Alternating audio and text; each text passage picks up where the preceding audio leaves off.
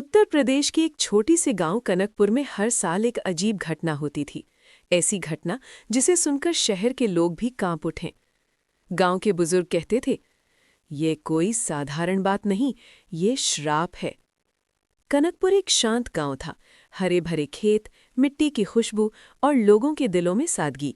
लेकिन इस सादगी के पीछे एक खौफ छुपा था। हर साल ठीक आषाढ़ की अमावस्या की रात गांव में एक इंसान गायब हो जाता था। ना कोई निशान, ना कोई आवाज, बस अगली सुबह उसका घर खाली मिलता। लोगों ने कई बार पहरा दिया, पुलिस भी आई, लेकिन हर बार वही नतीजा, कुछ भी नहीं मिला। इस बार गांव में रवि नाम का लड़का शहर से पढ़ाई करके लौटा था। वो इन सब बातों को अंधविश्वास मानता था। रवि बोला, ये सब झूठ है, कोई इंसान ही ये सब कर रहा है। लेकिन गांव वाले डर चुके थे। इसी डर के बीच एक दिन गांव में एक अजनबी आया।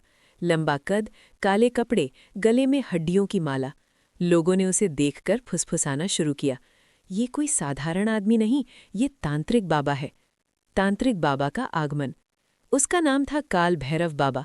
बाबा ने गांव के चौपाल पर बैठकर कहा, तुम्हारे गांव पर एक पुराना साया है और वो हर साल अपना शिकार लेने आता है।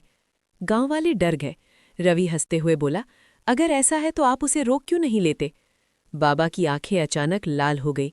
उन्होंने धीमी आवाज में कहा, रोक सकता हूं, लेकिन उसकी कीमत बहुत भारी होगी। रहस्य खुलने लगता है। बाबा ने बताया कि सालों पहले इस गांव में एक तांत्रिक रहता था जिसने अमर होने के लिए काला जादू किया, लेकिन गांव वालों ने उसे मार दिया।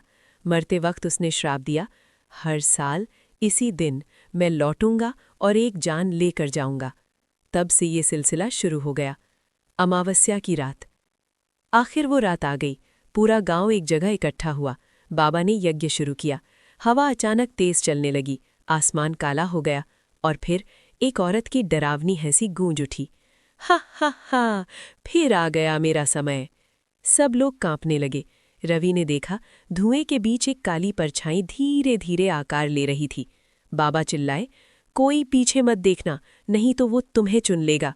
लेकिन तभी रवि के पीछे किसी ने धीरे से उसका नाम लिया, रवि।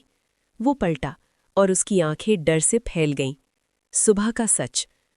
अगली सुबह गांव में सन्नाटा था और इस बार रवि गायब था। उसके घर के बाहर सिर्फ एक चीज मिली, एक काली राख से बना हुआ चिन्ह, और उसके पास पड़ा था बाबा का तावीज। गांव वाले हैरान थे, क्योंकि तांत्रिक बाबा भी गायब थे। रात के समय गांव के बाहर पुराने खंडहर में कोई बैठा था। वो काल भैरव बाबा थे और उनके सामने वही काली परछाई खड़ी थी। बाबा मुस्कुरा रहे थे और बोले, इस बार अच्छा शिकार मिला, अगले साल फिर मिलेंगे।